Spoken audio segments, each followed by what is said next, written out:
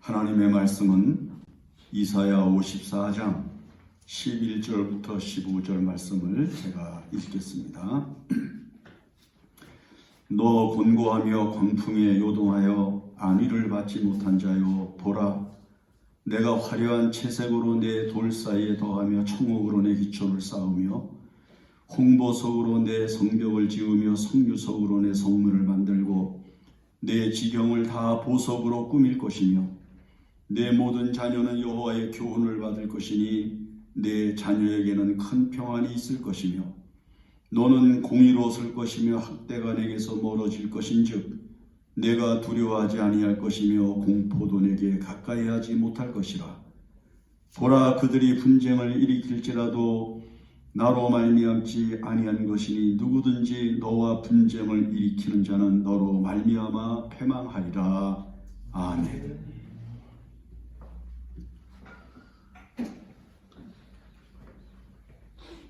이번에 대통령 선거를 하기 전에 양쪽의 후보들이 대통령이 되고 나면 해야 될 일들, 그래서 국민들을 더 잘 살고 행복하고 만족하게 해주겠다고 하는 공약들이 굉장히 많았습니다.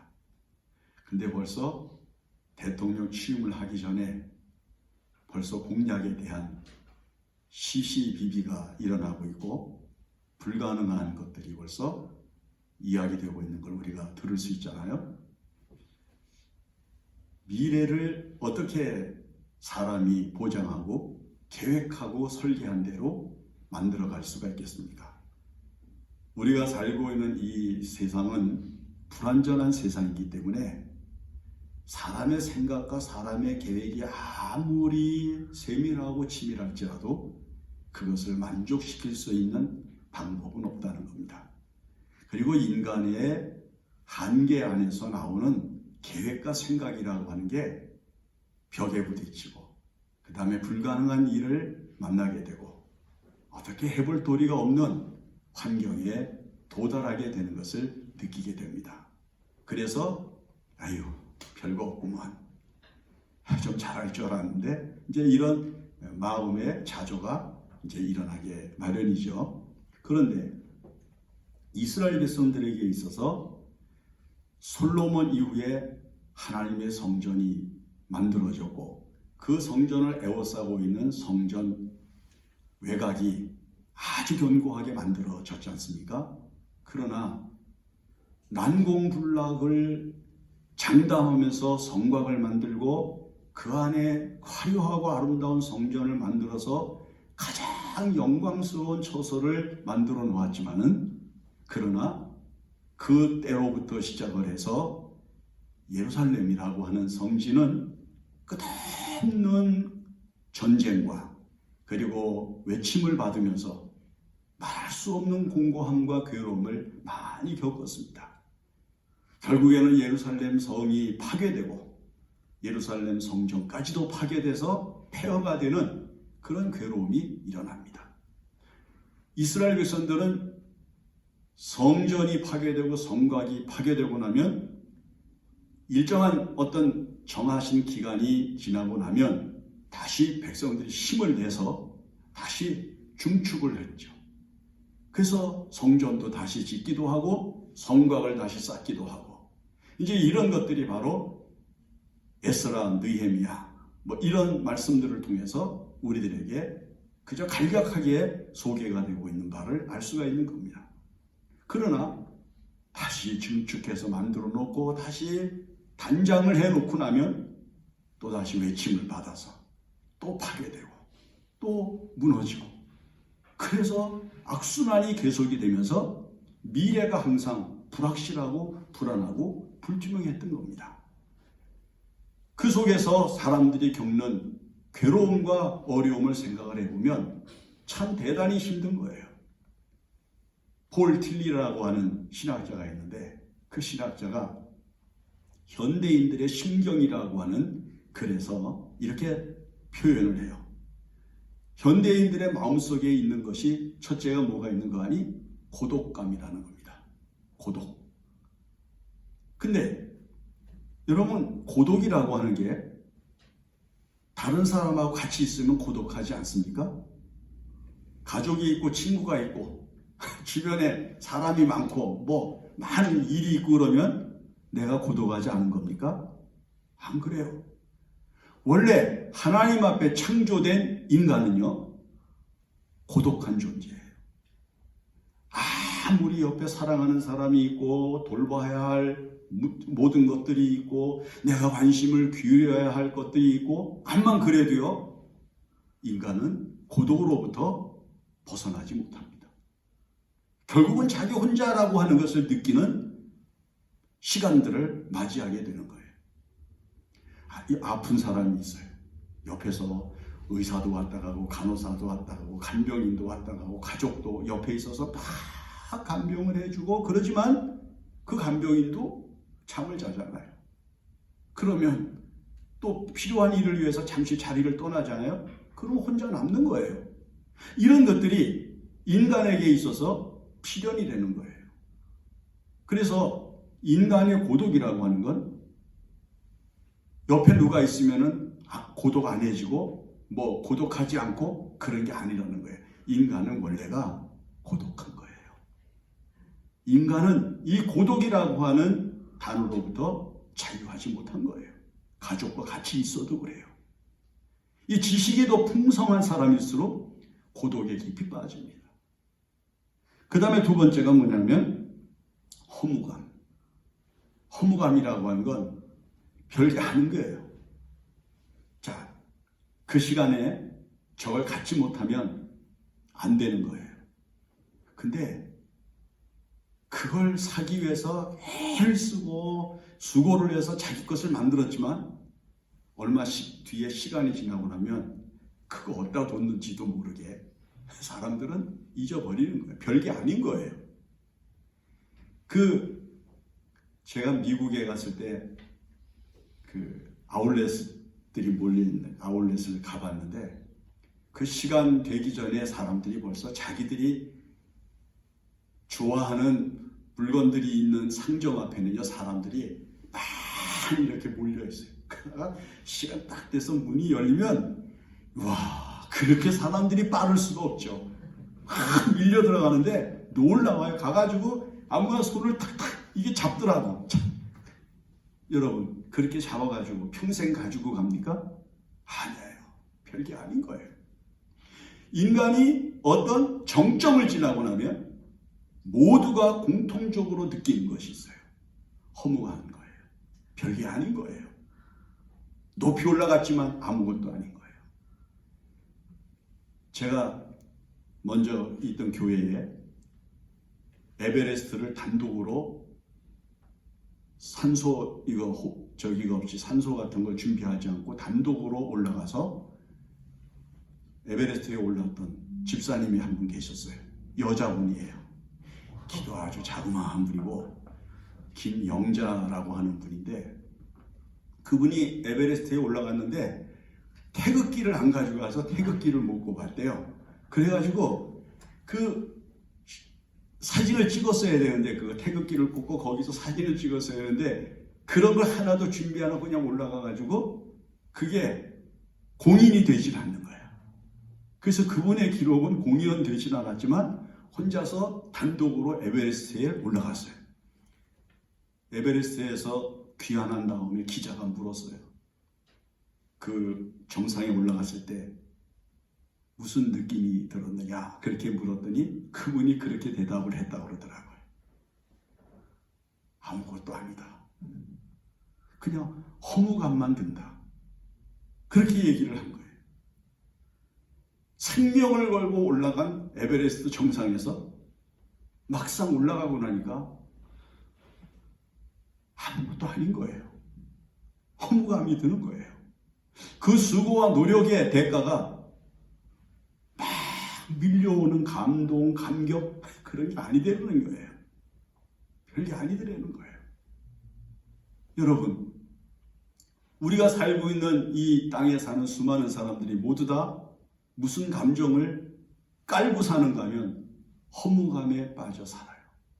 그래서 성경을 읽는 사람들 가운데서 성경 속에서 많은 말씀들을 기억하지만 많이 기억하는 말씀이 뭐냐면 전도서에 있는 말씀. 헛되고 헛되며 헛되고 헛되니 모든 것이 헛되다는 이 말씀을 그렇게들 생각을 한다는 거예요. 다윗이 시편 39편에서 뭐라고 얘기를 하는 거니? 재물을 모아놓지만 누가 가져갈는지 알지도 못하나이다. 그렇게 얘기를 해요. 뭐 지금은 재물을 어떻게 해서든지 자기 것 만들어 놓고 그걸 쌓아놓고 감춰놓고 그러지만 어느 날 갑자기 하나님이 영혼을 딱 거두시니까 이걸 누가 가져갈는지도 모르고 지금 그냥 만들고 모아놓느라고 온 힘을 기울인다는 거예요. 그게 인생이라는 거예요. 그래서 그가 뭐라고 그러는 거 아니? 시편 39편 7절에 주여 내가 무엇을 바라리요? 나의 소망은 주께 있습니다. 그렇게 얘기를 하는 거예요. 허무감 아무것도 아니에요. 그렇게 욕심낼 게 없어요. 그렇게 아둥바둥할 이유가 없는 거예요. 이 세상은. 그 다음에 세 번째가 뭐냐면은 두려움. 막연한 두려움이에요. 여러분, 두려움이라고 하는 건 어떻게 정의를 하는가 하면 아무런 일도 일어나지 아니하고 아무런 사건도 일어나지 아니하는 공간에서 가만히 혼자 있을 때 자기 마음속에 잔잔하게 밀려오는 희열, 즐거움, 감사가 있으면 은혜인 것이고요. 아무런 까닭도 없고 아무런 이유도 없는데도 불구하고 가만히 있으면 자기도 모르게 괜히 마음이 어지럽고 불안하고 그 다음에 안정되지 못하고 그 상태가 바로 두려움이라는 거예요. 뭐 두려움이 여기저기서 막 나를 죽이려고 그러고 나를 뭐 해하려고 하는 것이 실질적으로 눈에 보이는 현상이 있을 때 일어나는 두려움이 아니라 가만히 있으면 왠지 불안한 거예요. 아무런 일도 일어나지 않는데 괜히 마음이 언짢은 거예요. 그래서 저는 가끔 그런 얘기를 해요. 사람이 행복한 게 어느 때인가 하면 바로 이런 거라는 거예요. 어쩐지 뭔가 좋지 않은 느낌이 드는 그런 느낌이 내 마음과 영혼을 이렇게 흔들고 있으면 불행한 거고요. 어쩐지 그냥 좋은 일이 일어날 것 같고 그 다음에 마음에 어떤 행복감이 나한테 행복한 일이 생길 것 같은 그런 느낌이 일어나는 거예요. 어쩐지 나에게 좋은 소식이 들릴 것 같고 기쁜 소식이 나한테 들려올 것만 같은 마음이 있을 때는 은혜고요. 어쩐지 불안해. 어쩐지 뭔가 기분이 안 좋아요. 그래서 어떤 사람들은 그 기분 따라서 바다도 안 가고 강에도 물에도 안 가고 어떤 날은 오늘 기분이 안 좋아. 그냥 운전하지 말고 전철 타고 가고 이러는 일들이 생기는 거예요. 그러면 그거는 은혜롭지 않은 거예요. 진정으로 은혜로운 것은 뭐냐면 아무런 이유가 없는데 그냥 즐거운 거예요. 그냥 마음속에 기쁨이 흘러가는 것을 느끼는 거예요. 감사한 마음이 마음속에서 그냥 일어나는 거. 아, 참 감사하구나. 아, 참 좋구나. 이런 거예요. 그런데 이것이 없단 말이에요. 그래서 사람들이 불확실한 미래 때문에 두려워요. 미래가 어떻게 될까? 어떻게 살면 될까? 어떻게 해야 되는가? 근심들이 있어서 미래의 불확실성 때문에 두려움이 있다. 한 신학자가 그렇게 세 가지를 이야기를 합니다. 그러니까 지금 우리가 살고 있는 세상에 사람에 의해서 물질적으로, 정치적으로, 그리고 군사적으로, 교육학적으로, 종교적으로 아무리 좋은 것들을 구상하고 아무리 좋은 생각들을 이끌어내도 결코 미래가 아름답거나 행복하게 우리를 맞이해주지 못한다고 하는 것이 당연하다는 겁니다. 그러면 우리는 미래를 어떤 마음을 가지고 무엇에 의하여 살아야 되는 것이라는 말입니까? 디모데를 향해서 사도 바울이 이런 얘기 저런 얘기 하다가 우리의 만족은 오직 하나님께로서 나누니라. 우리를 만족해 하는 것, 우리가 마음속에 만족한 마음을 가지고 살아가는 게 물질이 충만하게 채워지거나 아니면 내가 원하는 것이 성취되거나 내가 바라는 것을 소유하게 될 때 일어나는 세속적인 감정이 아니라 하나님께서 영으로 우리 마음속에 임하셔서 우리 마음을 감동하시는 은혜가 있을 때 그때 만족한 삶이 만들어진다는 거예요. 그때는요, 가난해도 상관이 없어요. 몸이 아프고 괴로워도 상관이 없어요. 내가 원하는 대로 된 것이 하나도 없어도 상관이 없어요. 마음속에 만족함이 있는 거예요. 이것이 하나님으로부터 오는 것이라고 하는 의미를 말씀하고 있는 겁니다. 맨 처음에 말씀을 드린 대로 이스라엘은 수많은 외침을 받으면서 성이 무너지고 세워지고 무너지고 세워지는 일을 끊임없이 반복하면서 역사를 진행해 왔습니다. 그렇기 때문에 지금은 세우지만 언제 또 무너질지 모르는 미래를 보면서 마음속에는 근심도 있고 그 옆에서 강대한 나라가 일어나고 새로운 신흥 제국이 일어나면 그 나라를 바라보면서 자신들이 만들어 놓고 자신들이 세워놓은 세계에 대한 염려와 근심과 걱정이 있었다는 말이죠. 이런 이스라엘 백성들의 현재를 향해서 하나님께서 우리가 알는 이 본문의 말씀에서 미래의 예루살렘이 어떻게 보존되고 미래의 예루살렘이 어떻게 아름다움과 영광을 영원토록 유지할 수 있는가 하는 것에 대해서 말씀을 하시면서 크게 세 가지를 말씀해 주십니다. 첫 번째는 뭘 말씀하시는가 하니 내가 너희들의 지경을 아름답게 만들어 줄 것이다. 여기 우리가 읽은 본문의 말씀 12절에 보면은 내 지경을 다 보석으로 꾸밀 것이며, 여기서 지금 성경에 다양한 보석의 이름이 나오는데 이게 어떻게 생긴 건지 우리도 몰라요. 다.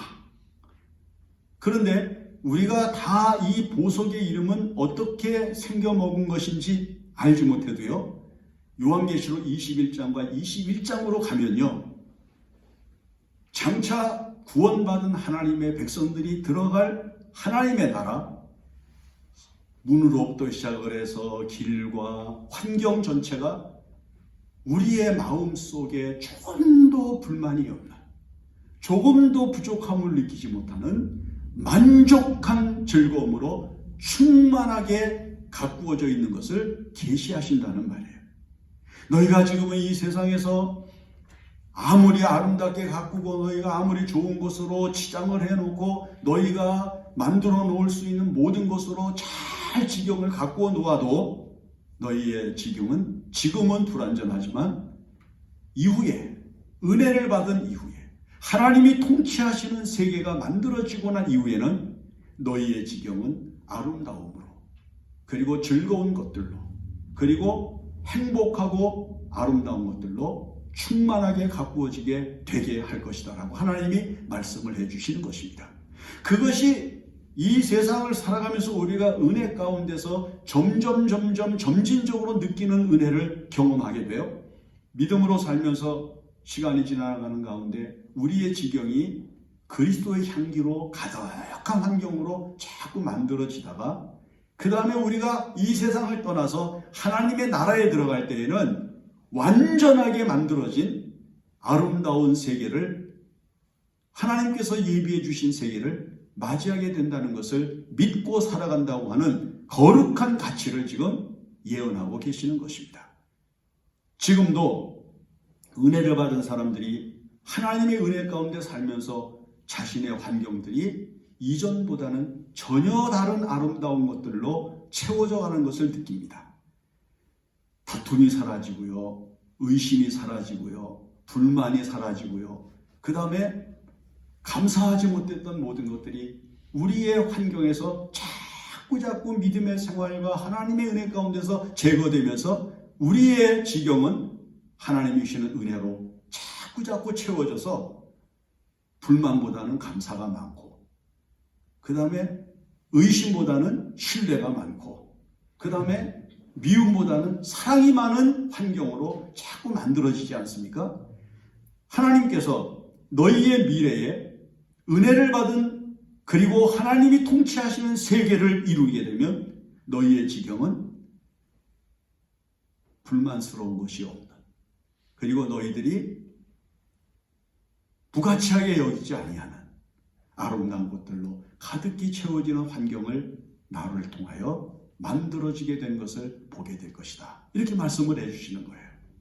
그래서 우리가 은혜를 받으면 우리의 지경이 아름다운 것들로 만들어지게 되어져 있어요.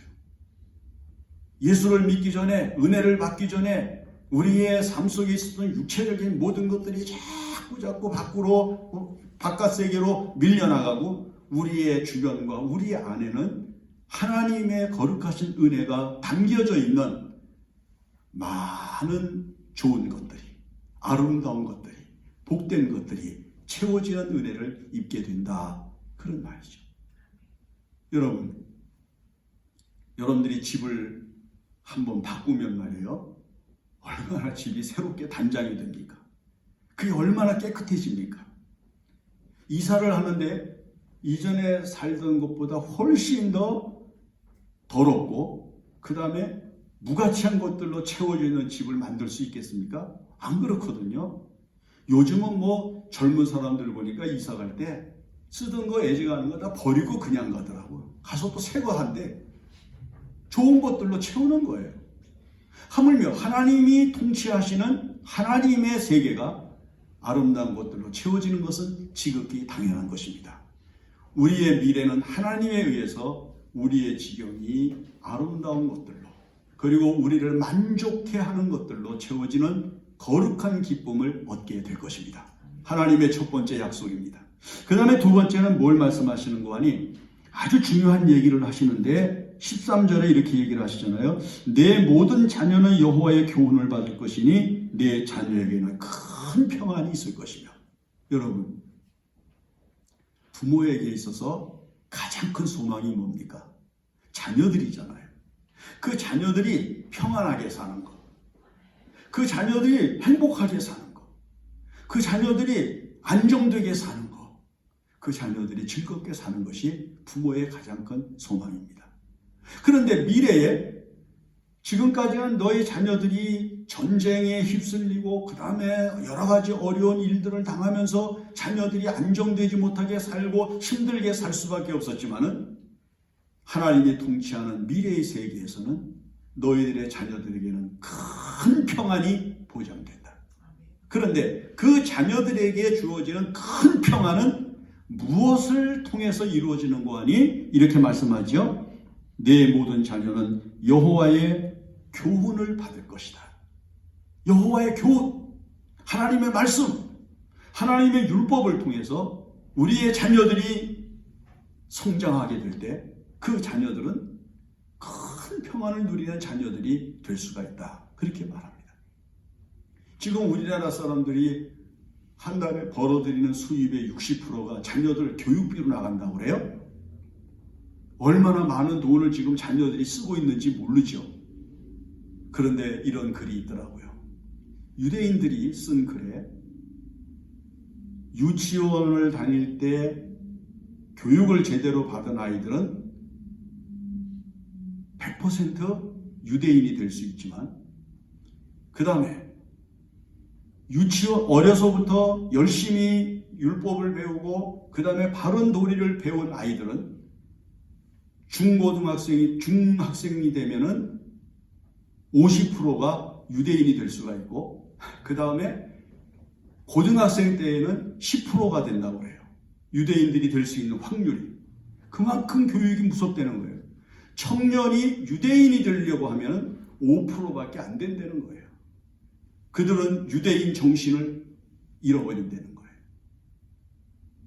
어려서는 100%가 50%가 되고 10%가 되고 5%밖에 유대인 정신을 가지고 있는 사람이 만들어지지 않는다는 거예요.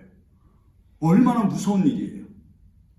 여러분, 지금 우리가 살고 있는 이 시대에 우리의 자녀들이 하나님의 자녀로, 그리고 자기 민족과 자기 조국을 결사옹호하는 아름다운 청년으로 자라가게 만들 수 있는 가치가 어디에 있습니까? 세상 교육에 있습니까? 여러분, 이 세상의 지식에 있습니까? 아니거든요. 물론 도움은 되겠지만 여호와의 율법에 있단 말이에요. 여호와의 말씀에 있단 말이에요. 그래서 여기 하나님께서 단호하게 하시는 말씀이 여호와의 교훈을 받을 것이니 내 자녀에게는 큰 평안이 있을 것이다. 왜 우리가 우리의 자녀들에게 하나님의 말씀을 가르치고 하나님의 뜻을 나타내려고 그렇게 애를 씁니까? 그것은 우리의 자녀들이 여호와의 교훈을 통해서 얻어지게 될 필연적인 열매, 큰 평안을 얻게 하려고 얻게 하려고 하는 것이기 때문입니다.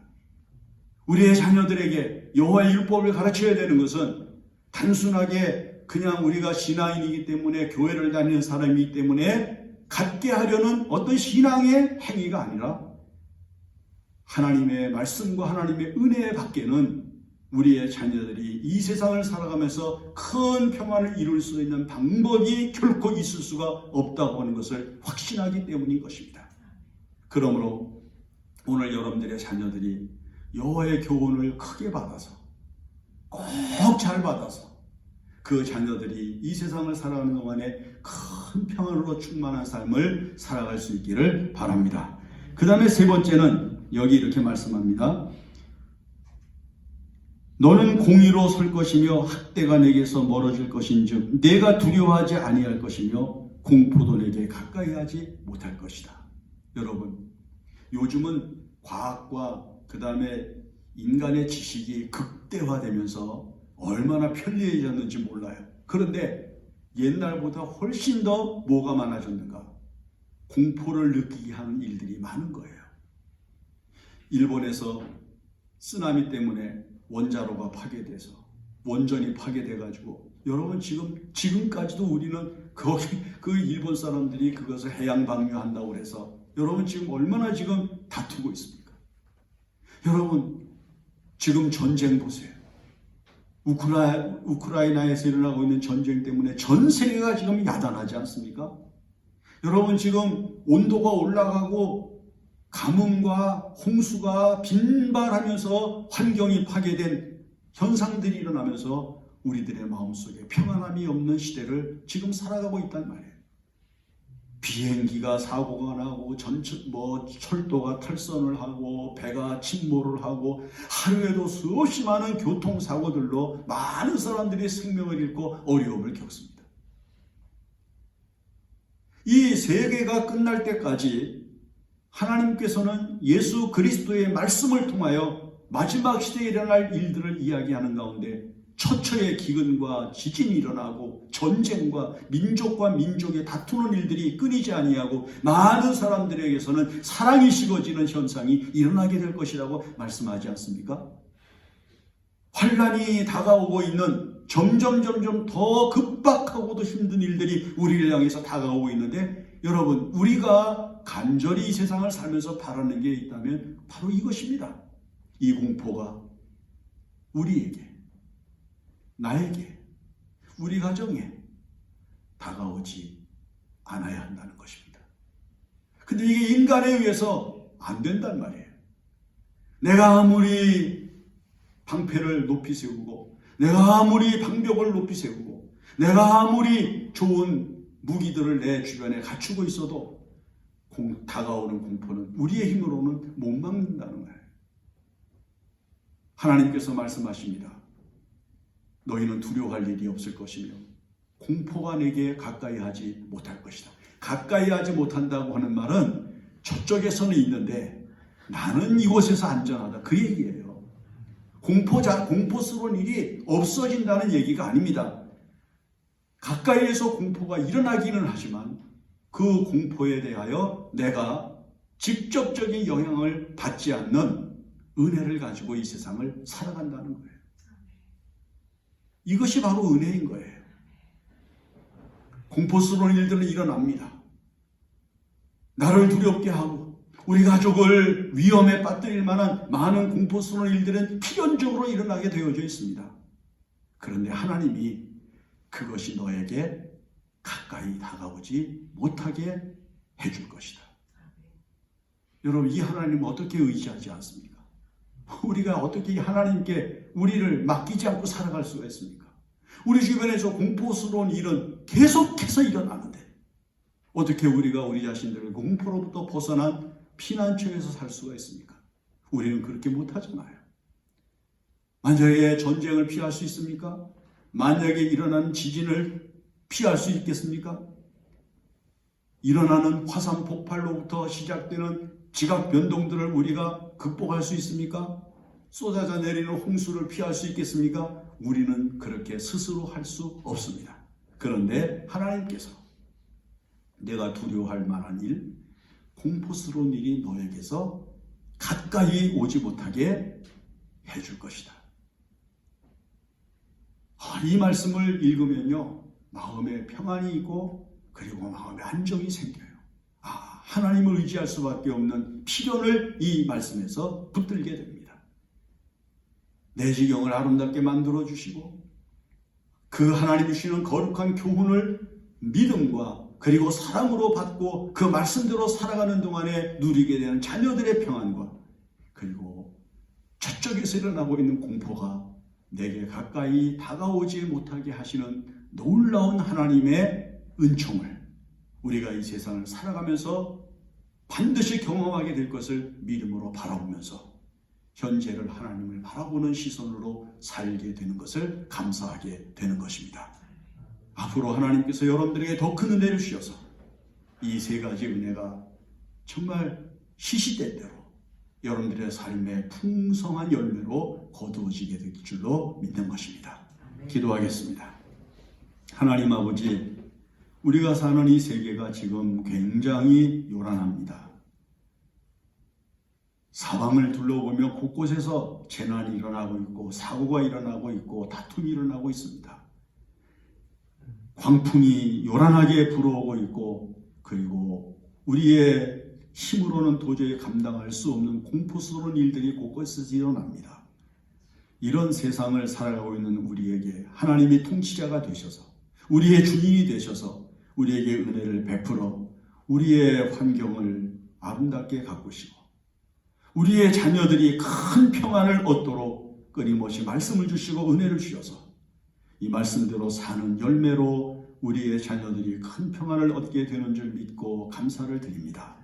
하나님, 우리의 자녀들이 이 세상을 사는 동안에 하나님 앞에서 복을 받아서 평안하고 장수하게 하여 주시옵시고 그리고 우리의 자녀들이 모든 두려움으로부터 벗어나 행복하게 하여 주시기를 원합니다. 우리의 주변에서 지금도 공포스러운 일들이 얼마나 많이 일어납니까? 하나님께서 우리의 주인이 되시고 우리의 통치자가 되셔서 우리를 보호하심으로 그 모든 공포스러운 것들이 가까이 하지 못하도록 은혜를 베풀어 주시옵소서. 그래서 하루하루 살아가는 우리의 삶이 주님의 은혜 안에서 평안하고 그리고 늘 여유롭게 하여 주시옵소서.